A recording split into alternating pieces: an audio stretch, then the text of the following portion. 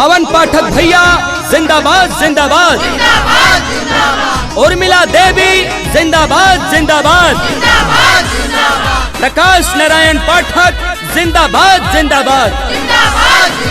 जी हाँ, इस बार कर्मठ संघर्षशील ईमानदार महिला प्रत्याशी उर्मिला देवी को जिताना है और बीडीसी बनाना है।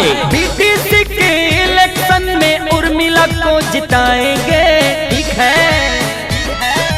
पवन पाठक की मम्मी को बीडीसी बनाएंगे, ठीक है। मुसहरा नचना जोगी वीर देवदासपुर चमकाएंगे, ठीक है। अब की बीडीसी के चुनाव में उर्मिला को जिताएंगे, ठीक है। प्रकाश नारायण पाठक की पत्नी को जिताएंगे, ठीक है। पवन पाठक की मम्मी को बीडीसी बनाएंगे, ठीक है। अब तक जो भी हुआ नहीं वो करके हम दिखाएंगे।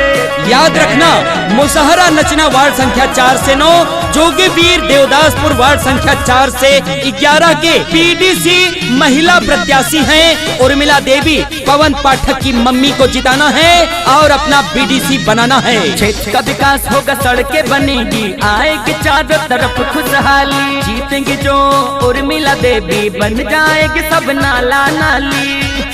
विकास की लहर अब हम तो घर घर तक पहुंचाएंगे, ठीक है। उर्मिला देवी को जिताएंगे, बीडीसी बनाएंगे, ठीक है। उर्मिला देवी को लाएंगे, बीडीसी बनाएंगे, ठीक है। पवन भैया की मम्मी को लाएंगे, बीडीसी बनाएंगे, ठीक है। सबको देखा बार बार उर्मिला देवी अब की बार। जी हाँ, पवन पाठक की मम्मी प्रकाश नारायण पाठक की पत्नी उर्मिला देवी को जिताना है और अपना बीडीसी बनाना है। छोटे बड़े का न भेदभाव करती, सबकी सेवा में दिन रात रहती। जो भी कहती वो करके दिखाती, झूठे वादे कभी नहीं करती। औरों की बातों में न आएंगे, उर्मिला को जिताएंगे, ठीक है। पवन भैया की मम्मी को लाएंगे, बीडीसी बनाएंगे, ठीक है। उर्मिला देवी को जिताएंगे, बीडीसी बनाएंगे, ठीक है। मुसहरा नचना जोगी वीर देवदासपुर को चमकाएंगे, ठीक है। उर्मिला देवी को लाएंगे, बीडीसी बनाएंगे, ठीक है। जी हाँ, कर्मठ संघर्षशील ईमानदार महिला प्रत्याशी उर्मिला देवी को जिताना है और इस बार बीडीसी बनाना है। याद रखना, आने वाले चुनाव में पवन पाठक की मम्मी उर्मिला देवी को ही जिताना।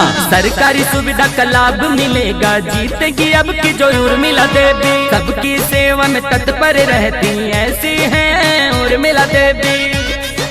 वादा जो भी करेंगी वो पूरा करके दिखाएंगी, ठीक है। उर्मिला देवी को लाएंगे, बीडीसी बनाएंगे, ठीक है।